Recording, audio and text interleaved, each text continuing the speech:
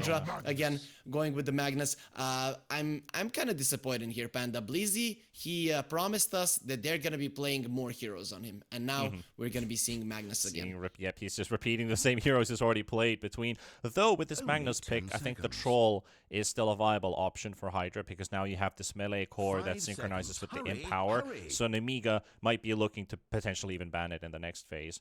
But yeah, I agree with you. I was hoping that maybe Blizzy shows a bit more of his hero pool. You know, I think we've seen a couple Axe games as well from some teams in different regions being playing it out. Why is it not being played in Eastern Europe? I saw like a lot of people were talking about the Axe being a pretty bad offlane pick, in terms of there are so many better offlane picks available in the pool currently. So why don't you just go for those comfortable, good hero picks in the meta, you know, like the Mars and stuff like that. Well, Mars obviously banned in this series, but still in the second phase.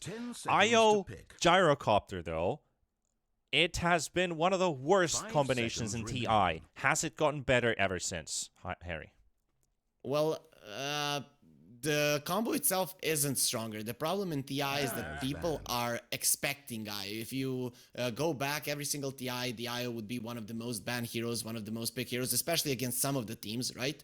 And then you come into this TI, everyone was probably prepared for something like it, and a lot of the heroes that were in the meta actually worked really well against the IO Gyro themselves, and the IO worked better in the position 4 role, buffing up the offlaner. That was the main idea when you have the Slardar, the Magnus, the Mars, the heroes that tend to get a lot of CS. The only thing they need is to get their HP up, and that's what his idea was. I'm not so fond of the IO pick here because there's not that much setup on the side of Nemiga, so I'm really wanting them to pick up something that can set up. The OD is still in the pool, and that I think would be something that Nemiga would love to get, but it's very unlikely that HYDRA will allow it, I have to say, considering they have an Ember Spirit in the mid lane. True. We have to see if that will be their next ban. I do see the idea of the relocate into Roar, so every time Beastmaster's making a shot call, basically like relocate here, I'm going to get you a kill, it has to be the Roar onto a target that has no way to escape. So if you're using Beastmaster, IO, and Gyrocopter, you won't be killing this Ember Spirit. It has to be some other target because you need a follow-up stun. So if it's Beastmaster Mirana with a damage dealer, then you can kill the Ember Spirit. Like, you want to make sure that you get it, that he just doesn't Remnant jump away. So I agree. The setup is a bit lacking from Nemiga, and they probably need to find another tool for their final pick that also has a way of engaging and setting up. One hero that I did look at here, Kirtich's hero pool, he has played 15 different heroes in the last month.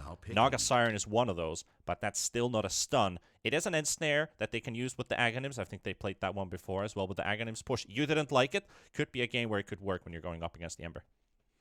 Yeah, we'll see. HYDRA, though, they leave the OD in the pool. They left the OD.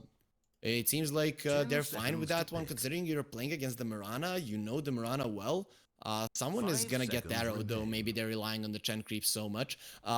Now looking more at this Nemiga lineup, just a second, let's look at the pick. It's gonna be a Terrorblade. I'm okay with this because he can stand his ground and fight against the Gyro. One thing that we didn't mention is how buffed up this Gyro is actually going to be, right? The Terrorblade, he does farm faster with the Empower, but definitely not gonna be as buff as a Overcharge plus Inner Beast Gyro. This is gonna be such a massive amount of damage, and HYDRA, I would be a little bit afraid right now, despite all of this that we've said, you don't have that much setup. Nemiga could be coming out of the laning phase very strong, right? Mirana, arrowing creeps in the woods is going to be the most farmed support. Beastmaster will have a solid lane. He can push the tower fast when the Terrorblade is forced to go into the jungle. You get so fat, and you just posture aggressively. HYDRA, they're going to be having to make some plays, so I'm expecting a very early Blink Dagger on the Magnus. Alright, so it looks like Ainkrad's going to go with a Nemiga Pango, because we do have IO and Gyrocopter for the safe lane. So, did you see this Pango pick coming up, Harry? No, I have to say I didn't. This is a beautiful Pango game. He kind of deals pretty well with everything on the side of HYDRA. And it's gonna be a Beastmaster in the mid lane. That's also very important to note, because Aincrad, he took the Beastmaster, so they're kind of afraid of putting the Beast against the Chen and the Terrorblade, and it does make sense, really. The Beastmaster hates playing against heroes with a lot of armor. So this is actually looking pretty solid for Nemiga, I have to say. No one here can stop the Pango's Rolling Thunder. He deals a lot of damage to the Terrorblade. Not a setup for the IO relocate, but again, I'm coming back to it. Nemiga Gaming, they could hit this timing around the 20-minute mark where the Terrorblade wants to be strong, where you're just unkillable on the gyro, and I think Hydra should be very much afraid of that. We'll see if their laning stage goes out in their favor. I do like Hydra's draft as a whole. Not too often do you actually see TB played with the Magnus. Usually Terrorblade is happy with some kind of frontline control, basic blink stun hero, talking Axe, Centaur, Mars type of heroes. Like he's happy just having a frontliner because he wants to stand and fight. Like that's what I always tell about TB. He's the guy who wants to take the space for himself, draw attention, deal damage, be still safe from Sunder. Being safe from stuns so you can get your Sunder off mainly, and you don't have to focus on too many defensive items. In this game, a lot of damage, a lot of focus onto him. He does not have a save. I think that's the most important part for Nemiga here. Push on the TB when he's the most weakest. That's most likely saving up a good arrow, stun combo from the Pangolier. You know, they have their options, they have their tools, but they just gotta be really careful about the Sunder play coming out because TB without a save is a weak target. Yeah, Hydra is gonna have to capitalize on their pick-off potential. It comes down to that because, as you stated, the TB, he is okay with standing in front when he's tanky enough, right? But before that, he likes to have someone there. On the other hand, the gyro, he has saves, right? He has the IO behind him that will almost never allow him to die, no matter how much damage Hydra dish out, you know? Vanscore is gonna be keeping Heretic alive, and then if the gyro and the TB have the same amount of farm, which is very likely to happen, it might even be gyro getting a bit more, then when they go head to head, you know, Hydra, they would like their TB in front. If they go on him, we use the RP. The other team, it's gonna be, we have our gyro in front. If they go on him, we use the relocate, we save him, we turn around with the rolling thunder and stuff like that. So we kind of have same approaches, but I feel like gyro is just gonna be a little bit stronger. So you have to capitalize on that pick-off potential, and that's where the Ember Spirit and the Lion really come into play. So Ascult and Muka, a lot of eyes are gonna be on them. Nemiga going for a little bit of a wrap around into the Hydra jungle, though they have been spotted with this Ops Ward placed onto the cliff. They also placed themselves a potential, already might have been scouted out Ops Ward, which is meant for courier sniping. So if Hydra knows about, well, if one of the supports is reading their lines where they've been running from, should be able to get that D Ward too. But Nemiga, at least, don't know about the wards of Hydra so far. And we also got our bounties to be picked up. 2 for 2. Get our laning stage underway. Zayats doesn't have a single sentry on him. Mirana does have one. Okay, so let me impart a bit of wisdom. Yeah, Mirana is always going to be buying that one. You want your big camp open, either for the pulls, but mostly for your arrow on the big creep. It really does accelerate your farm. Also, one thing I think that's going to be interesting here in this matchup is going to be how much Zayats and the position 4 of Nemiga are going to be fighting each other. You know, because the Mirana, she has to keep the triangle somewhat safe. And the Chen is gonna be trying to invade there as much as possible. So it's gonna be quite nice to see how well they outplay each other, who places more sentries, if the Chen is gonna be able to take the bounties there, farm the enemy big camp. It's definitely something that we're gonna be looking at, and Zayats already starts off the game on a good note, killing the enemy courier. Yeah, getting some courier money. And Chosen One's actually already shown all of the items he wants to build. And we also get Zayats with his sentry ward to block this camp. Didn't look like he had it for a while. I wonder if he did walk into a courier at some point, but he does get the block onto that hard camp. And as we saw, all of these 3 camps are blocked. Even the deeper one, which I've been showing to the audience.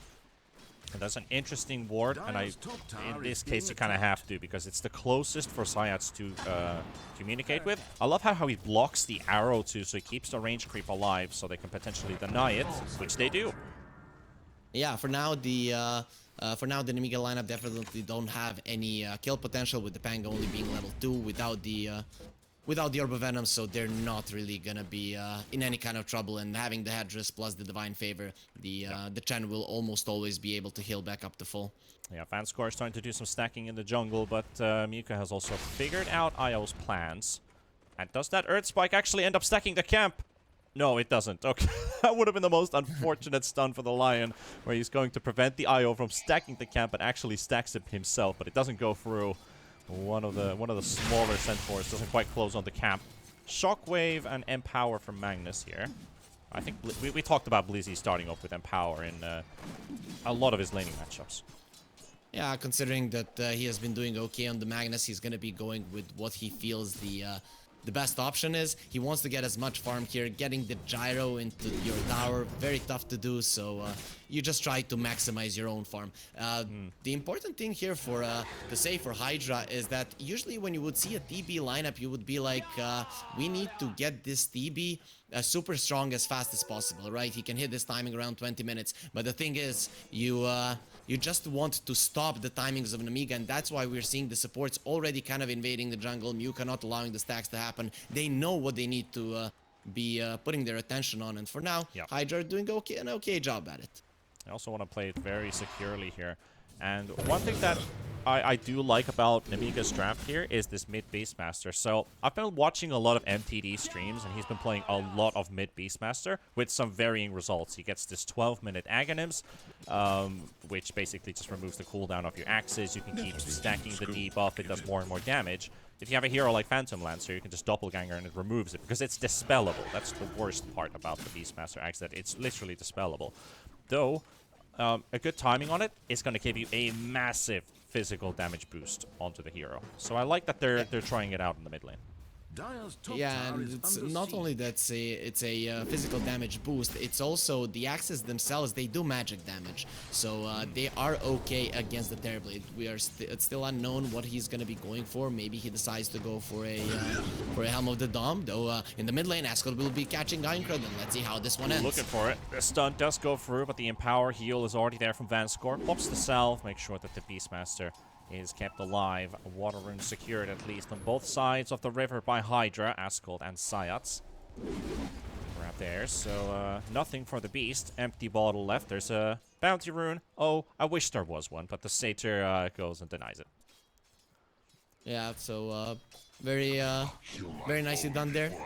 Overall, I didn't know if you have been following the Mirana, haven't kind of missed the big creep there, or maybe he intentionally left the Satyr Tormentor, but I really don't see a reason why he would do it. But overall... Yeah, he tried to arrow the creep, yeah, missed it. Yeah. But overall, Panda, we were kind of hoping for more blood, but the European region, or the Eastern European region, has been pretty pacifistic. These guys, you can see that they're friends, they don't want to be killing each other, and at some point, they're gonna have to do it, but we see that they definitely don't want to just yet, so yeah, the I first agree. blood... It's been the first 7 minutes usually, which is very calm, passive, collected, and then just all hell breaks loose. It's like a repeating pattern. Yeah, basically when you have to go for a kill. So the 7 minutes is usually when the carries would love to get out of the safe lane. At that point, the supports kind of get level 4. It becomes dangerous to stay there. So at that point, we see the first rotations. But to be honest, Nemiga, they don't have much to rotate with. Maybe Mirana towards the Beastmaster with the Roar, but I kind of feel like December Spirit is going to be the first one that is going to be rotating around. Yeah, I agree. You need level 6s before anything happens. Right now, it's just getting XP, picking up the farm that you can, trading a couple abilities, but they really need their level 6s to be able to have actual kill potential. So they're just stacking. Muka is inside the jungle, inside the triangle, actually, setting up for the Terrorblade. Getting a triple stack onto the hard cap while contesting for the action rune. Which one is it going to be? It looks like it's going to be in the bottom half. And a haste rune for Aincrad. Arrow from the Roar. And a bit of damage. But as you can see, it's not near enough with these two heroes to try and kill an Ember Spirit. This is one of the problems that we haven't actually touched upon on the draft for Nemiga, is that without the gyro, their damage is kind of lacking, right? They don't have any magical damage burst that we're used to, and if this Beastmaster, and considering he's going for a Arcane Boots, he probably is going to be going for Nags. Until he gets that one, their 4 heroes, yes, they do have lockdown, yes, they do have survivability, but the ability to kill the enemies, not really, and I think that HYDRA, they're definitely going to be making use of that one with the Magnus and with the Ember Spirit, maybe playing a little bit more aggressive than you naturally would. Interesting move here. Dream actually pops Metamorph in the lane, only to get a couple hits onto the Pango. Wants to transition into the jungle. So looks like this TB still wants to stay in this bottom half of the map and still continue farming in the lane, which he has to be careful for, because your usual suspect when you're playing up against carries like the Terrorblade is he's gonna leave this lane. We're going to take this tower. It's going to be a dead lane, and no one from Hydra wants to play this anymore, except maybe Alliance for some XP, or maybe Chen, who needs to push the weight out. But he's actually staying there for a little bit longer, so he has to pay attention to also how kind of aggressive he's showing himself to be, because he's not afraid of being here. Yeah, I kind of feel like Nemiga can't kill him unless the gyro rotates. Of course, with 4 heroes, he will still die, but the gyro is the one that would allow him. And Zayats now, this might be our first blood, and Einkrot going forward, he kind of opens his mouth there, but no sound comes out. I think he's raising his hand up that he has a question on his mind, but he decides to pull his hand back down and say absolutely nothing. So, yep, still no first blood. 8 minutes now played. We can look at the net worth and see the TV is up ahead with 3,700, followed up by the Beast and the Gyro. So margins aren't too big here. Nobody's on a getaway except for the TV. Having a pretty good lane for himself and able to transition into jungle without being killed, always a good sign for the TV player. I think this is the problem. People watched that Arcane show, and they liked it more than the Dota show, and now they're playing like that other game that we're not to speak of here. So 0-0 at 8 minutes in, it's not really something that we're used to in Dota. You usually see at least 5-6 kills happen until now at the game, but for now, the teams are just gonna be farming, and finally, once the Nemiga got their level 6 on the Pango, the TB will get himself to the jungle, but on his own terms. And he's topping the network chart, though. The Gyro should be a faster farmer, especially with the Wisp by his side. Can we get something like we saw in TI qualifiers a couple years back, where you win a game by not killing the opponent a single time? I remember that game. It was 2 Chinese teams, and they came to the enemy base through the bottom lane. I was trying to find that game. It was on TI. I remember I watched it with friends. I think it was TI 4, where it was 0-0 until a high ground push. I remember there was a Viper in the game, and yes, that did happen once. I discussed it with a friend of mine. He said, "Oh, what was that game?" And we never managed to find it. But I found a game in the European qualifier where there was like a smaller MMR team, and they, of course, they had a couple kills, but the team that was winning the game had 0 kills, and they didn't kill the opponent a single time throughout that game, and they just pushed to win. But it was pretty difficult to watch, because the MMR difference, or the skill difference, was so massive between the 2 teams, but they couldn't fully commit to a push, because there was always the threat of like a team fight ulti on the other side, which can, of course, you know, screw up your push. Okay, top lane Muka. Maybe this is finally gonna be our first blood, potentially. 10 minutes filled. We've got called out, we've got rockets, and ban score is there, but Keratic is the one to pick it up, and it does take 10 minutes for the first blood to take place. You could hear the excitement in our voices, definitely. Video games, they do make people aggressive, so we're kind of longing for blood, you know.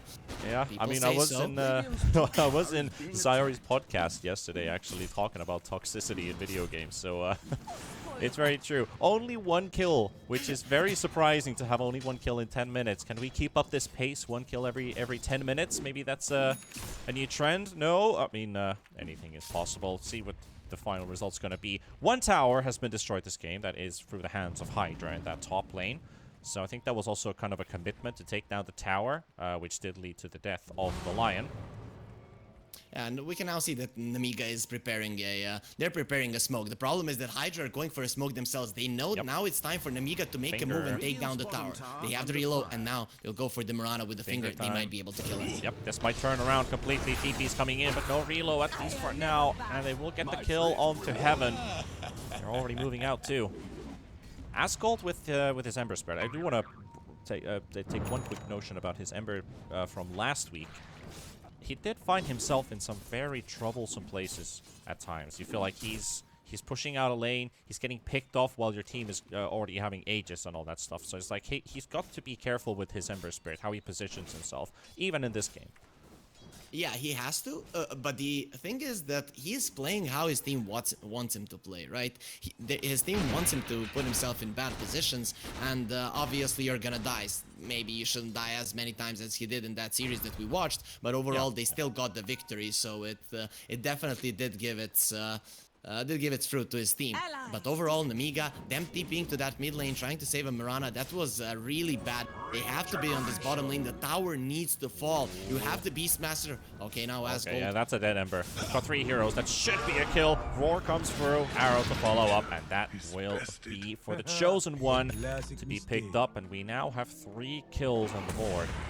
Nemiga's trying to TP out, and he's successful. Relocate does get used by Van Scoren characters. They will get the tower, return back to farming after that. Yeah. This is something Nemiga had to do. If the bottom tower doesn't fall and you have a Beastmaster, it shows that you're not using one of your heroes to its full potential, and that does add up in Dota. Sometimes you feel like, oh, they're doing okay, the net worth is fine, but the thing is that one of your heroes' impact, it's being diminished by quite a lot. So I'm liking that they finally got together and brought that bottom lane tower down. It will open up the map and maybe allow them to go for more pickoffs. They're yet to use a single Rolling Thunder, but at least now, with the bottom part of the map open, they have a better access to the mid lane where the first big team fights are more likely to happen. Yeah, Chosen One is going to be so tanky on this Pango too. He's opted to go for Crimson Guard, which you don't see in many games, and obviously also a Scotty on top, and looks like maybe a potential A on Disc even. We'll see if that's the item choice he wants to go for, but still a very tanky Pango from the off lane. While HYDRA is setting up for a push in mid, 2-man smoke in the back. We've got the RP man, and we have our Lion. 17 seconds for Finger to be up. Blizzy's already scouting in front. He's got that Blink Dagger, and he finds him! He finds the 2-man RP onto the high ground, and they're all stacked up there with the 2-man roots, and they will get the kill onto the Gyrocopter, and Io's gonna go down to the Urn Charges out of all things.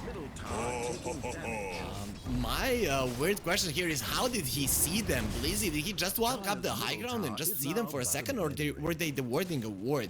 Let me check what that was. Yes, they were dewarding a ward. That's why they got caught. So HYDRA, a beautiful move. And Nemiga, they're this lineup that needs to be taking down towers, but they just don't find the opening from the bottom part of the map. It's gonna be HYDRA with the Blink Dagger and Magnuson. We spoke about it, that he needs a fast blink to be able to make plays, and there it is. With this HYDRA, they're gonna be opening up the map, and they are in firm control of this one. Nemiga, they will have to push out the bottom lane. They will have to push out the top before they take over the bottom jungle and try to attack the mid lane tower for themselves. It's gonna be quite tough, and we already see that Heaven on the Mirana is working towards that Yule Scepter, seeing that what his team actually needs right now is a lot of catch.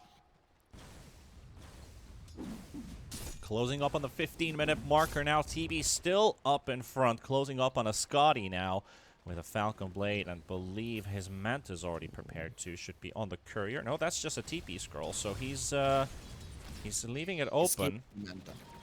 He looks like he's skipping Manta for now. He's just leaving the Yasha. He could go S and Y, which would, I don't know, make my day. I guess he could also go for Halberd if he feels like it, but I don't feel like he's going to go for that, though. Would need a completely different sword for it. MLS. See if they can do something here with 3. Sayats is there. That's a kill. Do they want to take it, though? Yep. Okay. Yeah.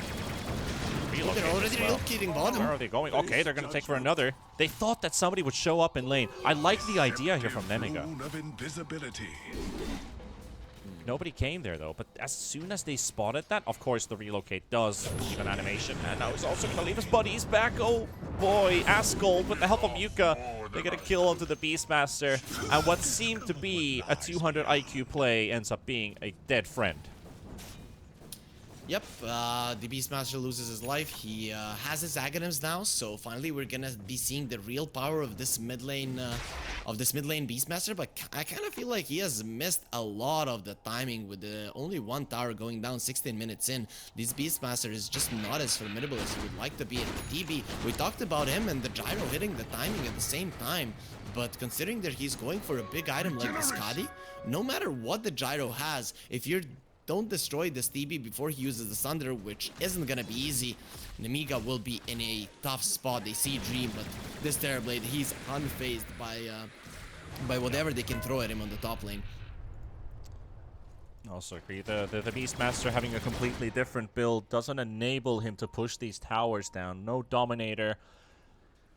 No auras, just the Aghanim's with the damage for these axes. It's just a no cooldown axe basically, which does help with their damage output when they have to take down that Terrorblade. However, This is a very aggressive Scouts move. outside, wards are placed down. They have another laning ward. They see Dream. The target is the TB. Can they close in the distance? Rolling Thunder, he stands still for a second. Gonna get stunned.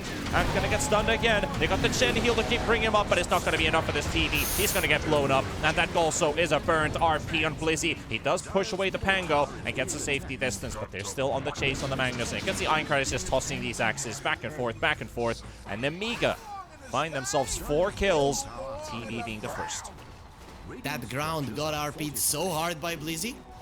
It seems like he's getting... they're giving him the Magnus that he doesn't want, and then he's just making intentional bad plays so that they would say, okay, you're not going to be playing Magnus any longer, and immediately they go for a Roach. The reason that this was such a very high-risk play coming out from Nemiga is because there were towers. There was a tier 1 on the top lane. You're going into a very strong TB. If he gets his Sunder off, you all die there, but they knew that they had to do something drastic, and it works out perfectly for them with Kurtik getting his Aegis. Now the Gyrocopter, even once the TB gets the Skadi, which will be there soon, he is actually not going to be able to deal with the Gyro and Nemiga. They can brute force the mid lane tower down now, and let's see if Hydra actually have what it takes to respond.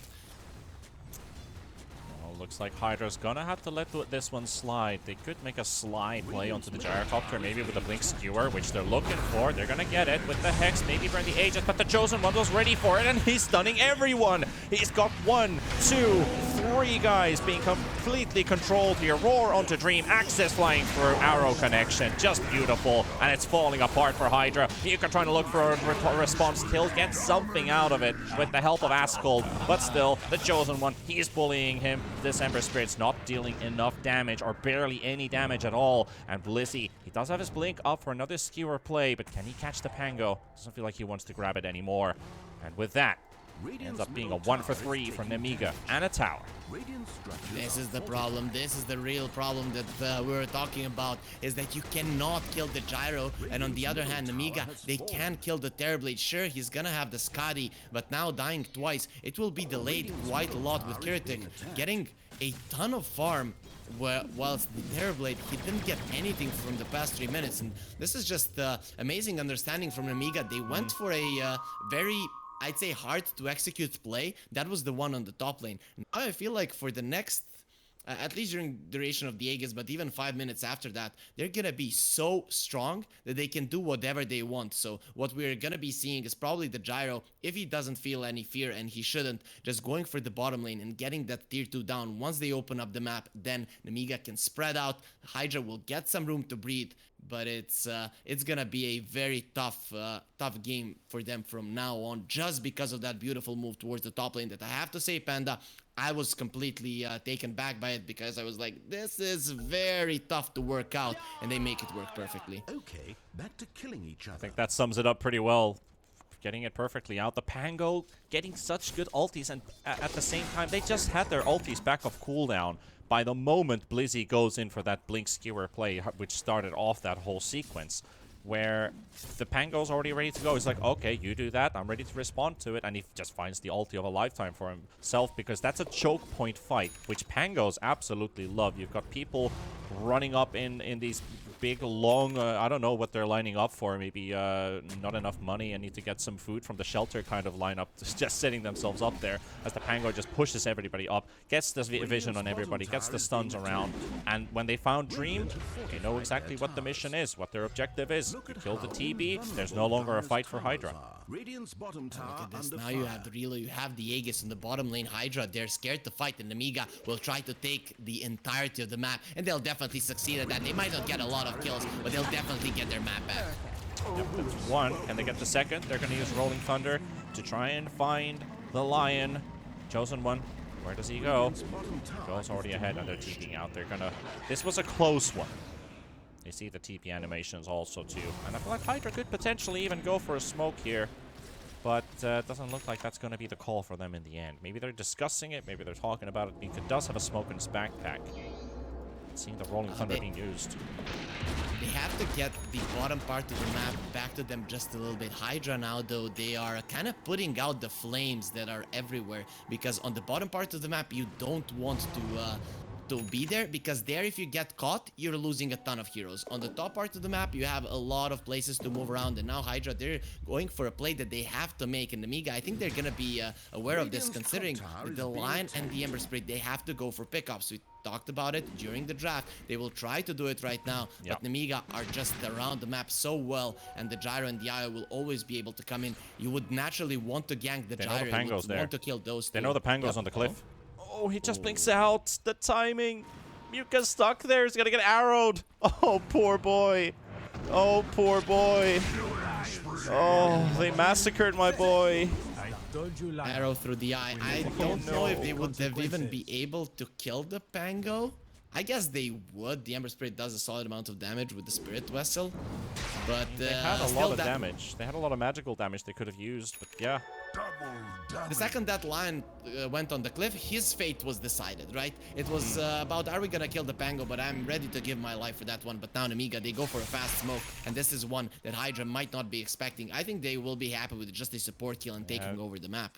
They see Zayats moving out, but yeah, I'm also questioning why didn't the Magnus just go Blink Skewer, because then you also get vision if anybody's on the hill, and maybe you get a lucky Pango, push him into the river, and look for a kill there. But instead, it is the Lion who looks like, we're just going to sacrifice you to see if there's vision, if there's a hero around there. And he was literally a sacrifice. But what did you get with that sacrifice? Well, at least you got some time for the TB. I guess. TB could get out of the base a little bit. They're smoking without the BKB on the Terrorblade. It has been shown in this game that they cannot fight without the BKB on the Terrorblade. Now they're relying on Blizzy. They put all the pressure on him, and I kind of feel like he's gonna get crushed under it, because they're like, okay, Blizzy, no pressure. You need to get a 4-man RP so that they can't kill our Terrorblade. And when you're in that kind of a scenario, then you might hesitate to go in. But let's see if he will hesitate. And the BKB pop. This is actually pretty good for HYDRA, but let's see how they play this out, because that rocket will connect. There's also Chosen one coming in with a Pango ulti. No Blink Dagger available. Rocket is going to be there. Askel in between. Will tank the stun at least onto the Magnus, and the arrow will connect. Does it look like they're going to leave the Magnus? Would be a smart call for them here, and they will do exactly so. So they have to leave the Mag behind, but at least they force out the Rolling Thunder from the Pango. So if they can go and reinitiate right as soon as that Magnus respawns, there could be a small window of opportunity for HYDRA, though Rolling Thunder's cooldown ain't the longest. It's just going to push down an objective. That was, I would be fine with that move if it was made, let's say, on the bottom or on the top lane, because those lanes are longer, right? And then even if you're on the opponent part of the map, you force out the BKB, you lose one hero, you're okay. But the problem is you lost the tower because the mid lane is just so short. So I would like HYDRA, if they're going for plays like that, try to make it happen on the left or the right side of the map. Yes, you're on your opponent's side of the map, that's good, but you just need to be thinking about the positioning a bit more. But to say now, Panda, I think that HYDRA are getting desperate. With the BKB on the TB, they are gonna be able to fight, but this TB at, let's say, 7 minutes ago, he looked like he was gonna be hitting a perfect timing, and he maybe will be able to go toe-to-toe with the Gyro. But now you're up against the Gyro, who is 3k above you, who has a Inner Beast Aura and a Wisp with him. What do you have? You have an Empower and a Chen. That's those are some pretty weak steroids compared to what Nemiga is using. Kind of Dream is getting the steroids that Arnold Schwarzenegger was using, and this guy's Ronnie Coleman. So you know who was a lot bigger between the two. Yeah, that's a big comparison with Mr. Universe and a Dota team. But still, 8,000 gold is the advantage for Nemiga, and can HYDRA still recover with this Terrorblade? Is a big question. Because, as said, he's been pushed back very far. He's finishing his Mantis style, but he does have a BKB picked up now, so he does have the stats to survive. According, or believing that his team is there to back him up. Chen has a lot of healing. Hand of God for 275. Mechanism for another 275. That's 550 healing that you can instantly burst back. That's pretty much the damage an Arrow and a Beastmaster Roar does. So that's 2 spells out, though. This Gyro is starting to hit harder and harder, and now we have double smokes on both sides. HYDRA, do they do the same thing again? There's wards on the cliff. And they're approaching inside Nemiga's jungle. Kiritich, the chosen one, in the front. The tanky Pango. And there we go. RP onto 2. And they turn to go for the relocate play, but the IO's too far away. And he does get it. He gets it just in time. The chosen one does go down. He does go for a buyback as well. Asgold in trouble, and that Ember Spirit will be sacked. Aincrad still has Roar. Knows exactly this needs to be used onto the TB. So look at this guy. He's just throwing axes. He's going to hack down this Chen. Chosen one still looking for another target. Potentially someone there. Doesn't look like anybody's around in the area, so Blizzy and Dream make their way out. It's a 2-for-1 with a buyback on the Pango. And Blizzy definitely not getting crushed under the pressure. And Roar. He okay. He did take a second with that Blink Dagger, but at least he reacted to it, so he didn't get stunned. Yeah, as I said, Blizzy definitely not getting crushed under the pressure. He gets a 2-man RP, 2 heroes that he does need to get. Then the IO has to choose, do I save my strongest hero or do I save my main team fighter? And he saves the strongest hero, which I think was a good choice, but we saw that Kiritich almost died there as well. So now he's going for an SNY, but he needs an SNY and the Satanic, and I think that's when the game becomes impossible for Hydra. For now, they can still rely on Blizzy to make these amazing plays, and I'm actually loving how well he did that. Of course, you will be losing some of the heroes, but that's just the nature of this game, considering you're so far behind. Nemiga with that deep hawk. I was about to say deep ward, but technically that is a ward too. Spotting everybody from Hydra moving around that triangle area. So they back themselves out. They're baiting Roshan. 10 seconds to be to respawn. Hydra doesn't know about it though, if it's up or not, because they have no tools of vision. They're sending the illusion into the pit. It's going to arrive perfectly because Roche is going to spawn in the eyes of the illusion. Oh no, he actually moved it out, so he doesn't actually know. And meanwhile, Asgold in trouble, roared up and killed. And now Nemiga make their way towards the Roche pit. So timing is a bit awkward there for Hydra, because that illusion did not scout Roshan spawning. Now it's up. Now they know. I kind of feel like Hydra are hoping that Nemiga are gonna play nice. Like, you guys should be on the bottom part of the map farming, and the top part, the triangle, it's hard to take, and naturally it is. But when you have Beastmaster, when you have the added vision, also with the Mirana ult, is something that we haven't seen utilized that well until now.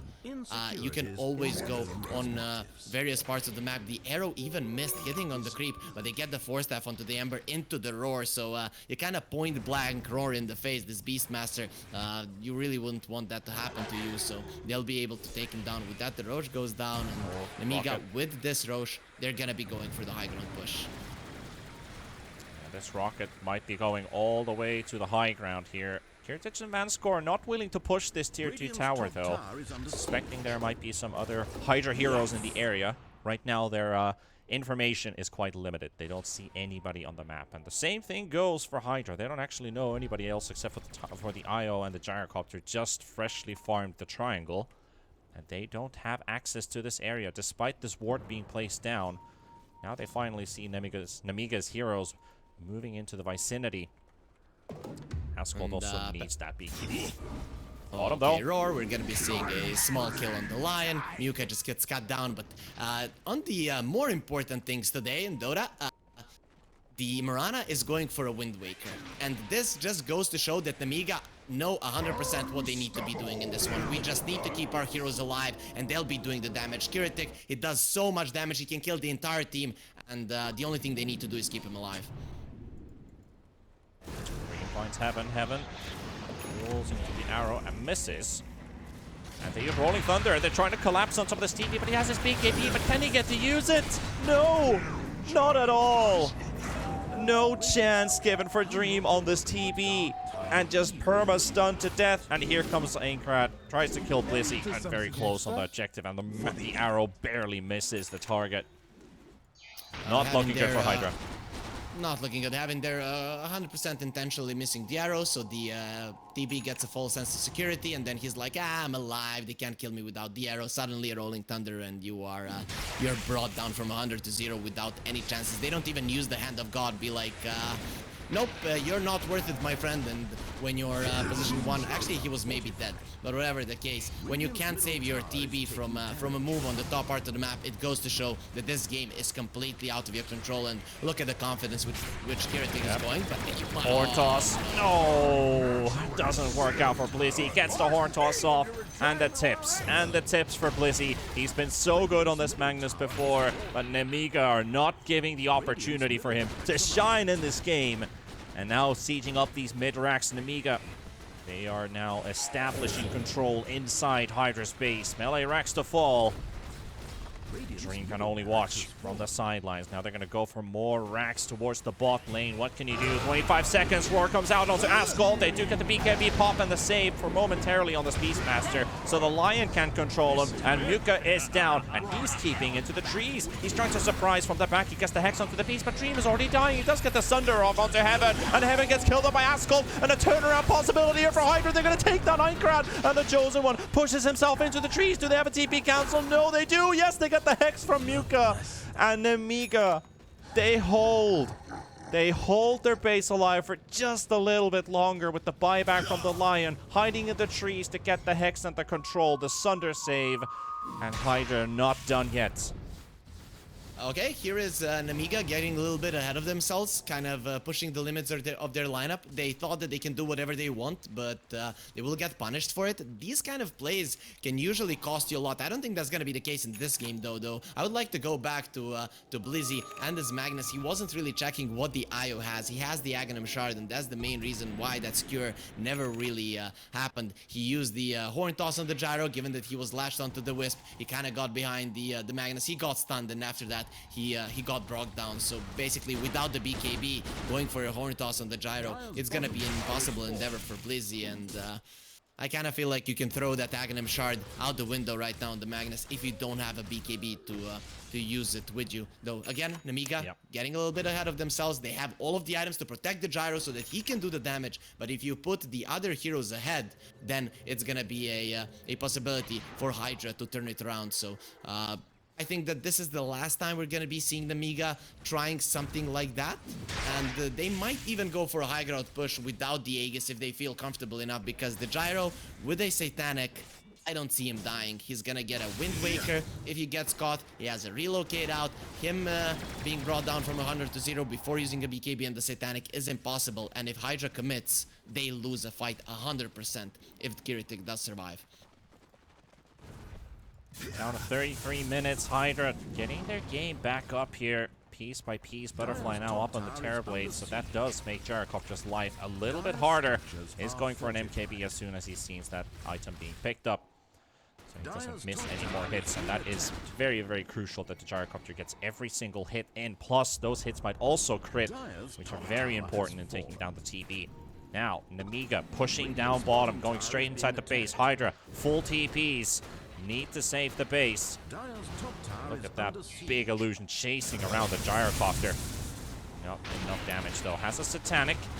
Blackhander does a decent amount of damage, looking for Heritage, and now Blizzy. What does Blizzy do? Chosen One's already found him in the trees, and he pushes him away. Ascol, he's going to need some backup, and he needs some help right now. He's going to get some kills from his team, but the Lion will be lost, and that's a dieback, and now it's a 4v5, and they need to make it work. The Roar onto the Magnus, no, they won't be able to save it. He doesn't get the RP off, though, but he still has a buyback, and he needs to use it. He needs to hold this. Nemiga on the run, trying to get the IO and the Gyrocopter to safety. Relocate.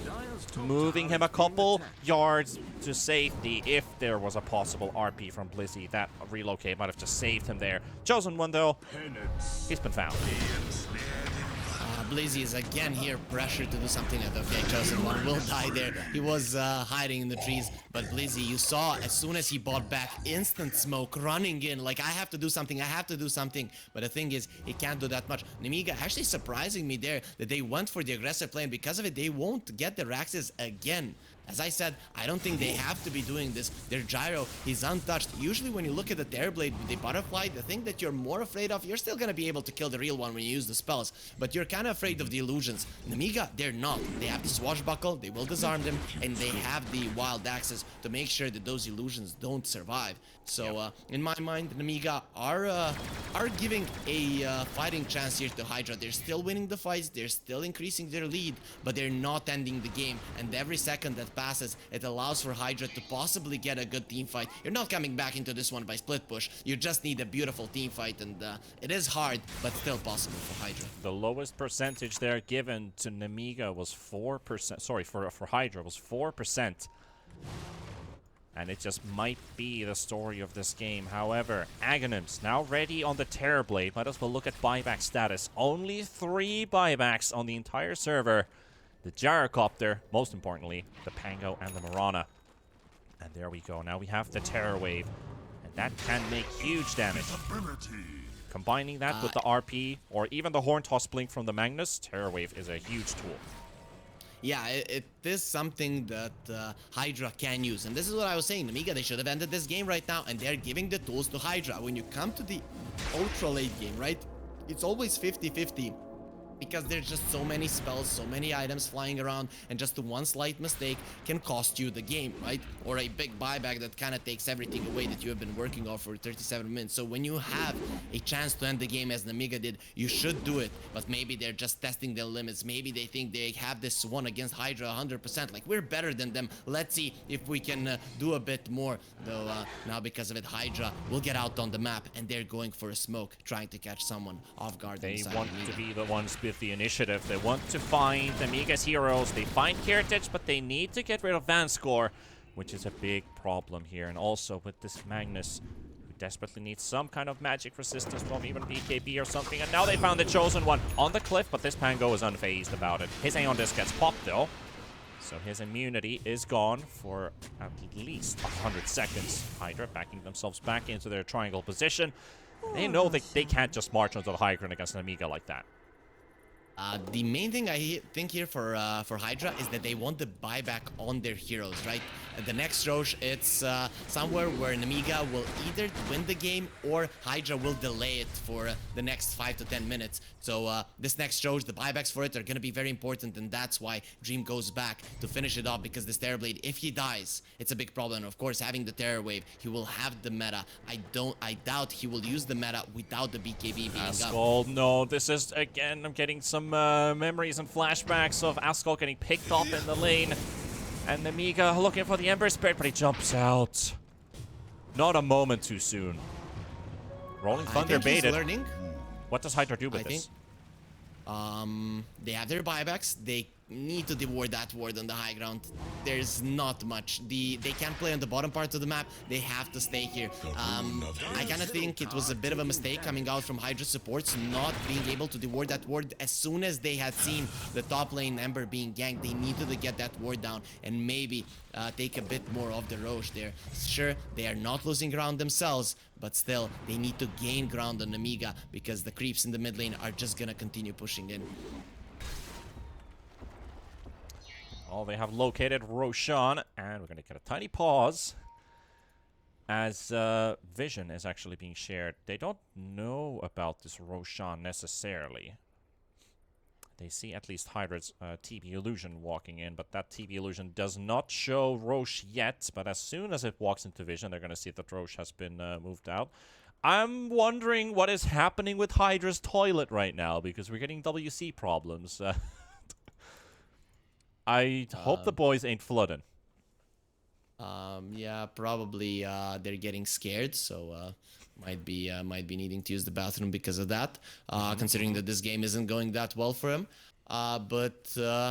Yeah, hopefully they come back soon. Immediately, our admins, they are asking for explanation. You can see how serious they are. Give us an explanation. Why are you pausing? And immediately, HYDRA, they're gonna be telling us, yo guys, just a little bit of a bathroom break. It's gonna be a short one. And Panda, we're coming back into the game, but HYDRA, they need a good fight here. They do have some of their buybacks, but the Ember Spirit or the Magnus, if they fall without doing so much in a fight, it's gonna be a tough one. And Nemiga, again, their gyro can just posture aggressively, so it's actually HYDRA that need to do some shenanigans to win a fight, and it's not easy to do. We saw the Horn Toss, impossible to do against the Tether with an Aghanim Shard.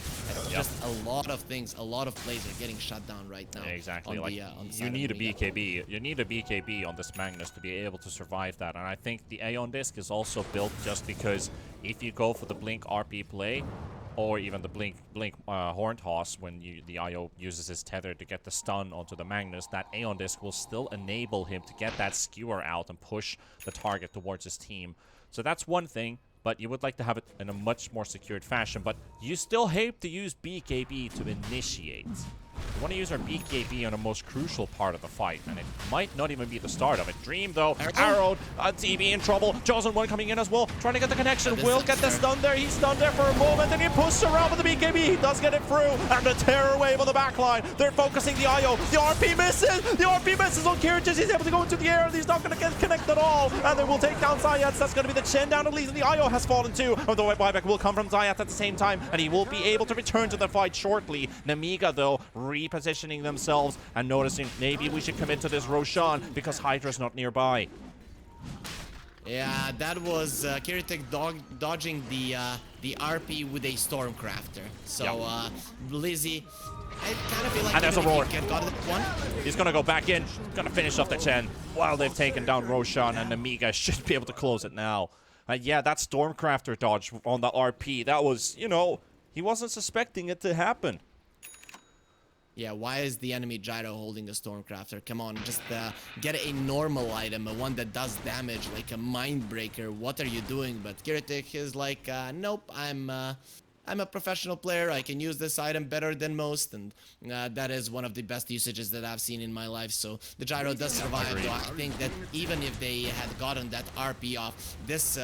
it was a problem. The second he got hit by the arrow, yes, they forced him out. Yes, he got a BKB out, but he was in such a bad position, and the rest of his team, they can't help him. They just allowed the Gyro, yo, go fight that guy 1 versus 1, and we will back you up. And that's exactly what Nemiga did. And now they're going for a high ground push. HYDRA will have their 5 heroes, and they're probably not gonna fight until they get them. The stun onto the Gyrocopter, trying to get through that first life, but he's not fallen. Rourke does go out onto Ascol too, and this Ember Spirit, he needs to get his BKB off, and he will be able to at 400 HP. They have burnt the Aegis, they've got one, they have the cheese still on this Gyrocopter. Pango being pushed around, poked around, and he doesn't get the disarm through. And Blizzy, he's trying to find an opening, he's trying to find something while they finish off the Chosen One. We already know that Pango is going to die. I was looking at Blizzy. Could he still score a Blink Horn Toss? But he was being bullied by one pesky little Beastmaster boy. That was a bit of a mistake coming out from Nemiga. I think they were like, these guys are not gonna fight us, just as I said, just as I thought was gonna happen. So they used the Satanic. After the Satanic was used, then they went for him, and even with all of the saves in this world, if he can't heal himself back up to full with a Satanic, he will die. And HYDRA now, they smell blood, and they're gonna be going for a smoke, most likely catching this Gyro off guard. This could be really good for HYDRA if they connect it perfectly. They see the targets, they see the IO, they're gonna go for the man score. IO at least get this one. Pango becoming with a buyback, they get the stun connection onto IO, and they will get him for a second, but it's gonna get Yules into the air, and looks like they're gonna save the IO too. Muka's down, Dream in trouble, does get the Sunder on, but the RP on the spot from Blizzy. The roar comes out though, but it's not gonna be enough to control this TV, or is it gonna be? It looks like the TV is down, and 90 seconds without your damage dealer is gonna be enough. The Chosen One, he lands the home run on top of Blizzy and gets the Magnus down, and with that buyback, with the return from Nemiga, looks like that's gonna shut down HYDRA's game.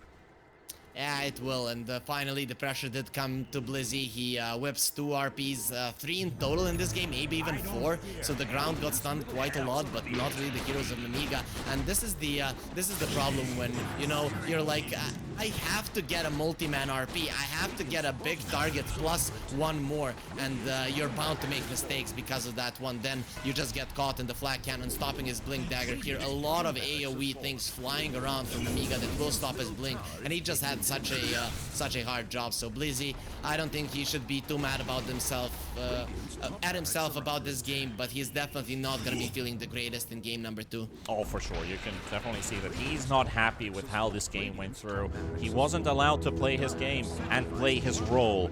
And Nemiga also recognized the way that if Blizzy is the biggest threat on HYDRA's team, if we shut his game down, we have a whole lot of more openings in this one, and they've played it nicely. They've played it through a couple mistakes on the high ground, but those things happen. You know, the high ground is a scary place to go to. Classic Finnish Dota, usually the end of our games is go to high ground and then we lose the game.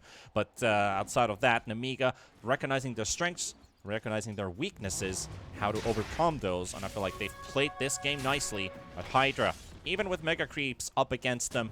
Looks like one more smoke or a Hail Mary play could be the thing. Let's see if they do it, or do they just stay inside their base, wait for that Roshan, wait for their buybacks, which they might just need. Well, they can't really deal with the waves that well. Sure, you have the Magnus, you have the Terribly Delusions, but the thing is, you're playing against the Mirana catch, or against the Relocate, against the Roar, so if someone steps out a little bit too much, he will be going down. I agree with you, Nemiga really played a solid game this one. One thing, yeah, which we might have missed in the last fight, I was looking at the IO being Yulesed up into the air, but he did not have a Yules, and it was not a Hydra Yules, it was the Mirana Wind Waker. Yep. Just crazy. Just, you know, so many great tools. Yeah, I think it's just perfect understanding from Nemiga how to play this game, and now we know. I mean, I watched their series against CIS Rejects, but now against HYDRA, who won against one of the favorites, we're seeing Nemiga just easily go through them. And as you said, they knew exactly what they were doing. In the first part of the game, they were trying not to fight at all. They're like, guys, we don't have the damage. Let's not do it. Let's just try to secure our farm. We'll get to our timing. We'll be there. And as soon as the Beastmaster got his Aghanims and the Gyro was fat enough to be able to go into fights, they started pushing forward. And after that, it was all downhill for HYDRA. So right now, HYDRA, they are in a 38k gold deficit. I would say it's insurmountable. But, you know, this is one of those, you're hyping up Blizzy to get him hyped up for the next game. Come on, man, get a 5-man RP, because they know an Nemiga might come in. It's a madman, and then you might not win the fight even with that, but at least your offlaner is gonna be feeling better. So that might be the idea why they're not calling GG just yet. I mean, it's still an important match, so might as well see it through. They've seen how many mistakes Nemiga has been doing on their high ground, so they're probably relying on that possibility that if they still make a silly mistake on the high ground, overthink themselves a bit too much, HYDRA has still an easy chance of slowly bringing it back into their favor. They've had experiences of these long games, so has Nemiga. Talking about that 69-minute game that Nemiga had earlier on last week. Yeah. One thing, Panda, we haven't touched upon, and I think it's very important for the viewers, considering that that you don't see Chen too often. He went for the Aghanim Scepter, and if people are asking themselves why the Roar is always lasting for 0.01 second, it's because the Hand of God applies a strong dispel, right? Yep. So as soon as he sees the Roar, he immediately pops the Hand of God. It's not about the heal at this point. It's more about removing that Roar and hard lockdowns that Nemiga actually do because HYDRA has literally no saves in their team, so that Aghanims provides at least one for the team, and it's a AoE one too.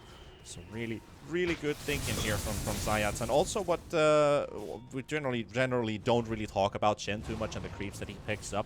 Why he has all these small creeps like Centaur Coursers or the smaller Hell Bears, the potatoes, is because of the magic resistance. And that also soaks up a bit of that axe damage, a bit of Pango's damage, a tiny bit from the call down, and the rocket barrage from the gyro. So all of these things add up. You know why HYDRA isn't GGing out yet? Is because they have mega creeps themselves. You can look at Zayats, who's sporting 2 range creeps who have more damage than most of his team. These creeps, they're stronger than the master. It just shows that they're not aware of just how weak their master actually is. Look at them. They have 160, almost 170 damage per hit. These guys are actually gonna be they're gonna be destroyed by the gyro in a fight, but if gyro is not attacking, maybe these mega range creeps can actually do some decent damage to the side of Nemiga. Maybe they can. Nemiga, though, they're biding their time. 5 seconds for the minimum time of Roshan. I'll ask you, give me quickly, what's your estimate? 2. 30 seconds. Okay. That was the best estimate. The best estimate I've ever had. Just 2. 2 minutes. Seconds, 2 minutes. Yeah. Yeah, I thought it was 2 minutes. So yeah, 30 seconds. Very fast Roshan spawn, and we will get another Roshan up, and that's going to be a refresher shard too. Yep, and an Aghanims, another one. Heaven, he has one. The Ags might go to the Pango, given that he has a Basher. Yeah, Pango or IO. I feel like Pango would want to get it with the Basher. That's one of my favorite Pango builds. Basher and Aghanims. Yeah, and if he gets a 2.5 second shield crash and ball, but he needs level 27 for that one, it will be a big deal. But Nemiga, they're just taking their time. I think they are they're sucking the life out of HYDRA right now. You don't want a GG? Really? You don't want a GG? Okay. If you don't raise the white flag, we will torture you. We'll torture you forever. And HYDRA, I don't know what they're discussing right now, but maybe they're just having fun, you know? Sometimes Dota is about fun and attacking creeps. You're kind of playing X Hero Siege here with those versions that are busted that you can't really win, you know? And no matter how many items you get, no matter what you do, you're still gonna be losing when you get to the boss. And the Roche has respawned, so it is here, and the Nemiga will take an easy one. I agree with you. I think it's important that HYDRA does have a little bit of fun too, because when we talked with Muka, he did say, "I love them, everyone, and they are my friends." So that's kind of like that OG kind of spirit, and I like to see, I like to hear it, and I like to see it. You have like this this unison with your lineup. Yep, it's important. It's definitely important to like the people that you play with. At some point though, if results aren't coming, you might not like them as much. But I have to say, even in some of my unsuccessful teams, which is all of them, I still stayed friends with most of the people. So this might just be the last smoke attempt from Nemiga. Double cheese, one Aegis. We got a shard, we've got everything Gucci here on the board here from Nemiga. What can HYDRA provide? What can they give? This is their time to shine. High ground wards being placed down. Kiritich, Vanscore leading the charge. Where's Blizzy? Where is Blizzy? He is smoked up, or actually not smoked up, just using his Trickster smoke on the back. TDP already down to half HP, has to be careful. Metamorph has been used. This is the primary Metamorph. While the Chosen One, he's rolling up there, trying to control on the Muka. Ascol jumping the backline, looking for IO, looking for Vanscore. Gets the save from heaven with the once again the Wind Waker. Dream getting himself at least the HP back with the Satanic, and the RP from Blizzy might still be possible for the Ascol is down. HYDRA are losing members, but Nemiga keeping up the pressure, trying to take down Einkrad. They've got the focus of the gyrocopter. It's a slideshow right now. Can somebody change the PowerPoint? We've got everyone dying on every side of the fight, and they've got the TB, and Nemiga will be able to close it out. They've taken all the cores, everyone down. Ultra kill for Kiritich, and 51 minutes later, we finally have a victor, and it is Nemiga Gaming. Yeah, you would have needed a $10,000 PC there not to have a slideshow, to be honest.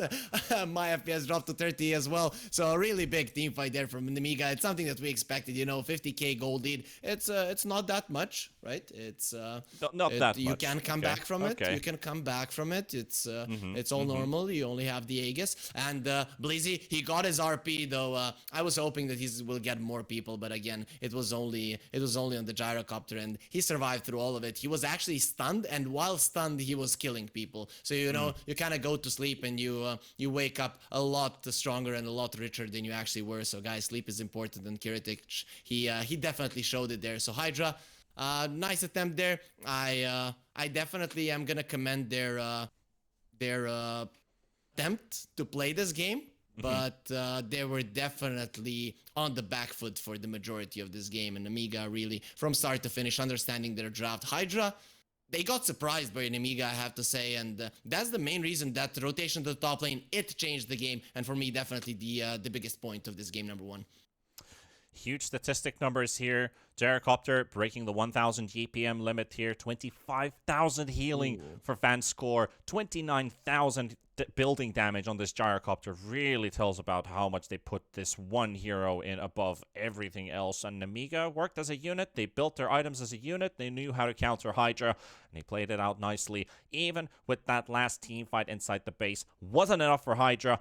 And I'm just excited to see what these teams can bring out. We talked at the start of the series, we're going to see 3 maps, so I want to see a rejuvenated HYDRA. Hopefully we will get one, but if it's not, then Nemiga is going to march over 2-0. However, time to take a commercial break, and we shall return for game number 2.